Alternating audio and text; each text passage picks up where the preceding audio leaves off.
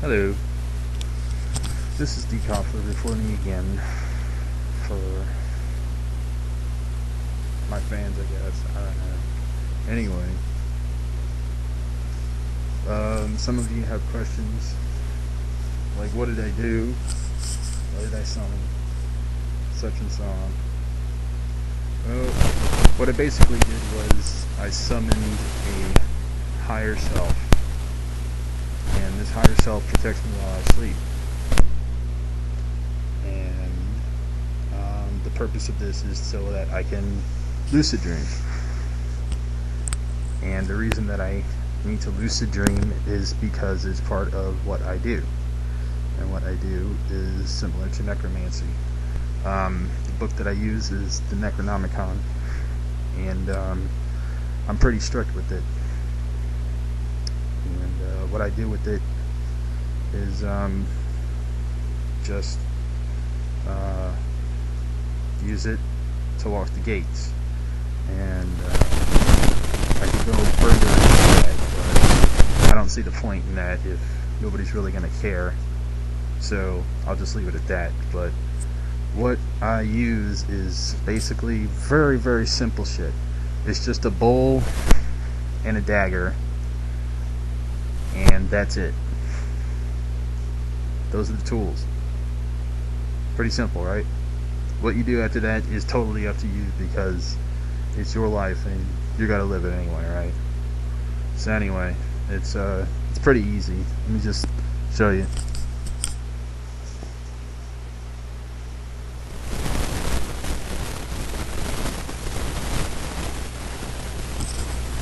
So what you do is you get a bowl, any kind of bowl. This is just a cauldron of mine. What you do is you fill it up with bread. That's it, bread. Okay.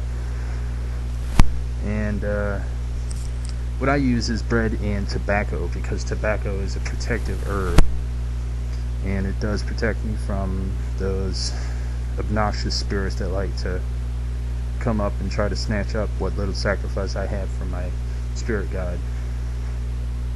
You know, it's just like the real world. Right next to ours is indeed the spirit world, but this world is where we're living, so we have to,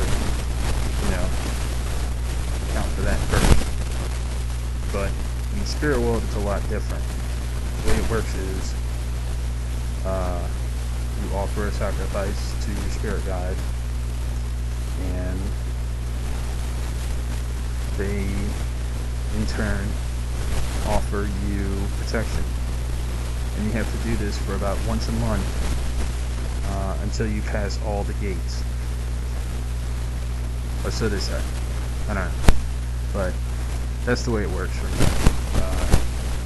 Other methods include sacrificing every 3 days.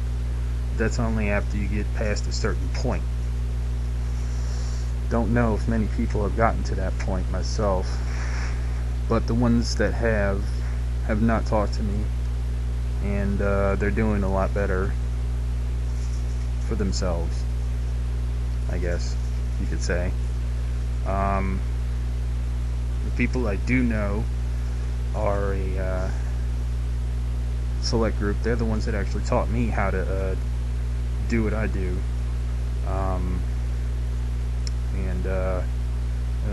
The first step is just making contact with your guide, and then walking the gates. There is some danger to this, however, because you can start to become obsessed with it, and you want to, let that ego take over. I saw this coming, so what I did was I just dropped some acid and initiated ego death, and it's a trip, and I cannot stress this enough. If you are going to drop acid, read a book called hold on, I think I got it around here. Hold on.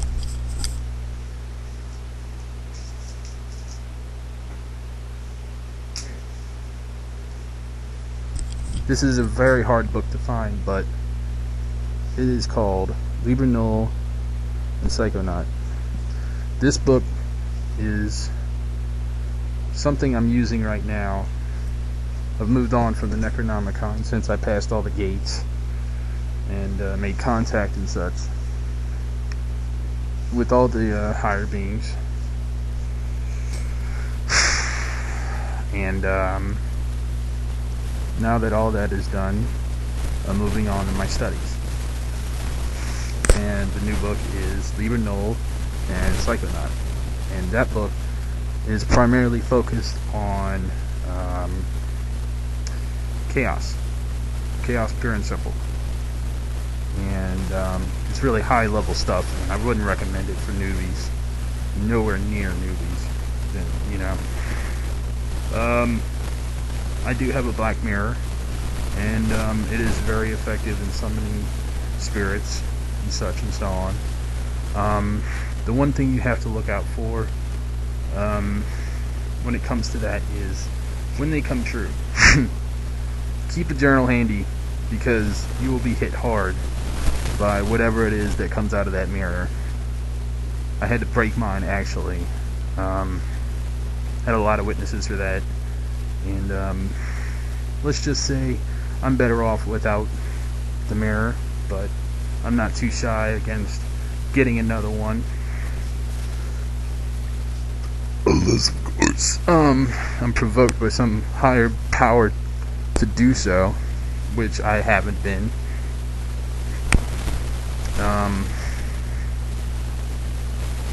As far as the dagger is concerned, it can be anything.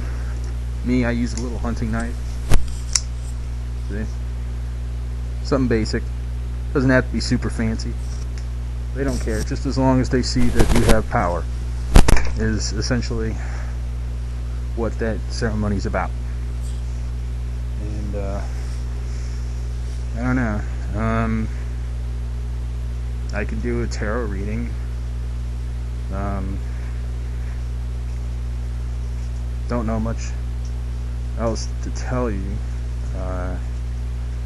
Next to doing a full-on ceremony for this month. I guess I could do that. I don't know. Anyway,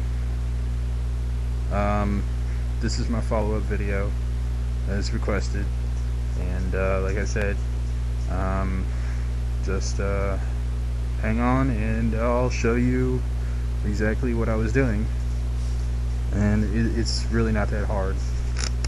You just have to actually be responsible about what you're doing, and don't really take any credit for what happens after, because you're tapping into a higher power, not the other way around. And you're basically feeding your higher self. So that's where you get to give credit. And that's it. And that's all.